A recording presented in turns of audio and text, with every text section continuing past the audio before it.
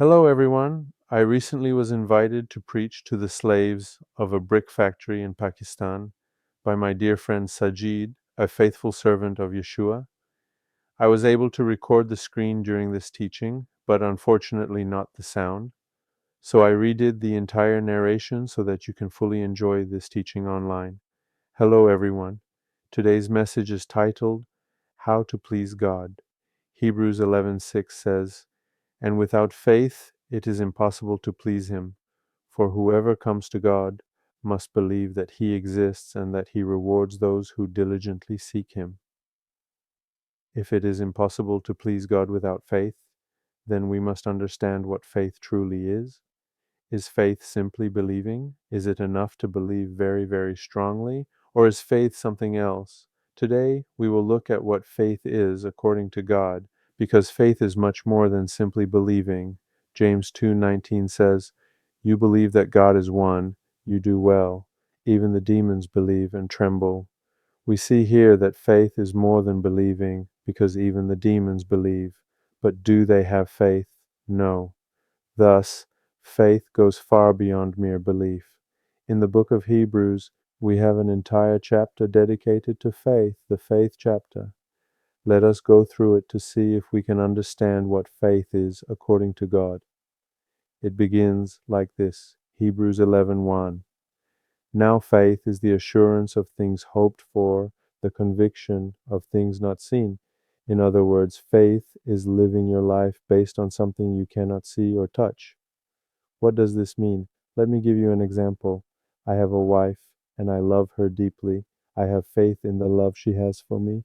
This means I trust her, even though I cannot see her love, even though I cannot touch it or measure it, but I can feel it inside. It is the same with God. Even if I cannot touch him or see him, I can feel his love within me. And it is for this love that I live, and ultimately, it is for this love that I would give my life, just as I would give my life for my wife. The author of Hebrews then brings us back to the very beginning, Hebrews 11:4. By faith Abel offered to God a more excellent sacrifice than Cain, through which he was commended as righteous, God testifying of his gifts, and through it, though dead, he still speaks. This is so profound. Abel by faith gave the best he had, and Cain, his brother, killed him. Abel thus became the first martyr. He lost his life for the sake of righteousness.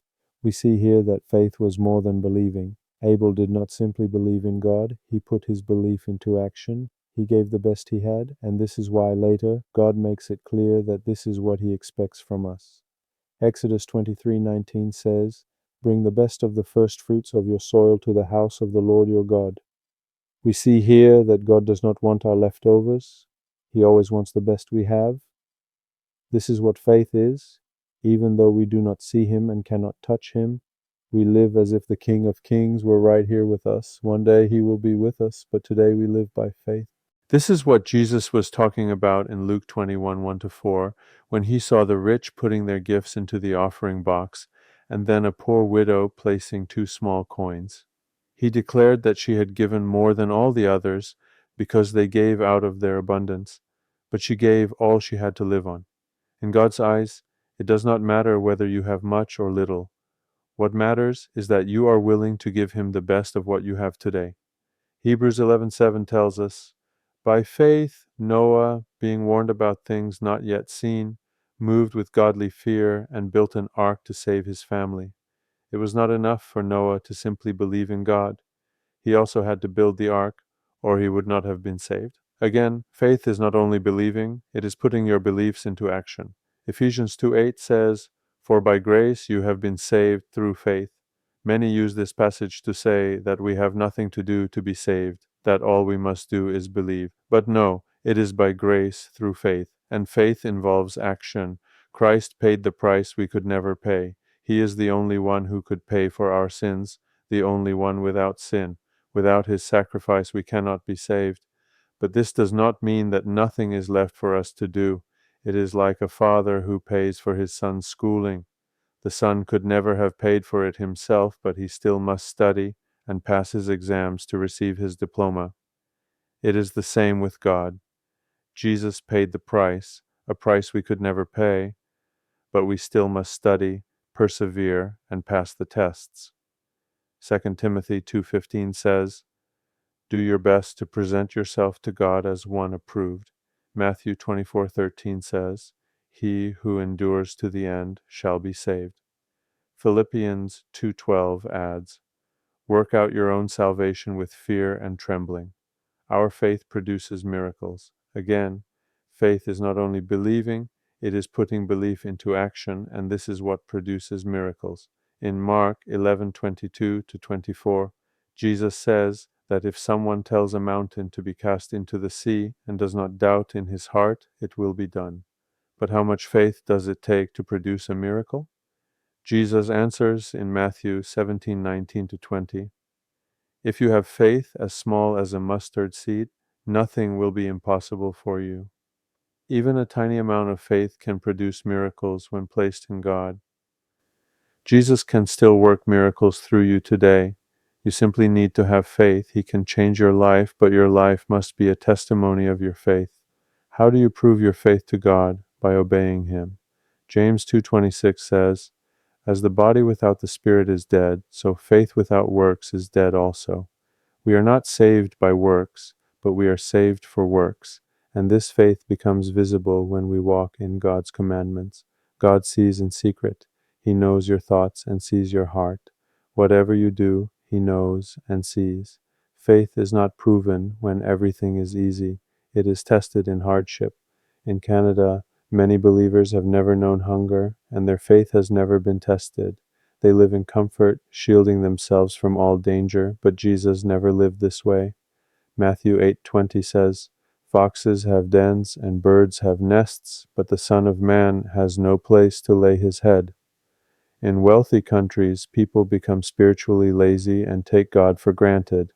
They say they have faith, but it has never been tested. James 1:2-4 says that the testing of faith produces patience, and patience leads to spiritual maturity. In Canada, people are rich in possessions but poor in faith. They have no trials to produce endurance, but in Pakistan, believers are rich in faith. You live in a Muslim country where being a Christian is frowned upon, and many of you know what it means to be hungry. This is where faith is tested, and this is where miracles happen. Jesus sent his disciples 2 by 2 with no food or money, so that they would depend solely on God, and he gave them the power to perform miracles. In wealthy countries, we leave no room for God to provide because we lack nothing. But when you have nothing, you depend on God, and that is when miracles happen. God acts when all the glory goes to him. Your faith is precious to him. So do not be sad if you are in a difficult situation. Rejoice and have faith. God is faithful, even when we are not. He loves you deeply and desires to bring you into his kingdom. With faith in God, nothing is impossible. If you have it in your heart to contribute financially, please feel free to contact me. I have known Sajid for years. He is a wonderful brother and a devoted Christian. He faithfully ministers to men, women, and children who do not even know what it feels like to eat 3 meals a day. If you wish to help, reach out to me and I will personally ensure that he receives every penny contributed. Shalom. एक राह बन जाएगा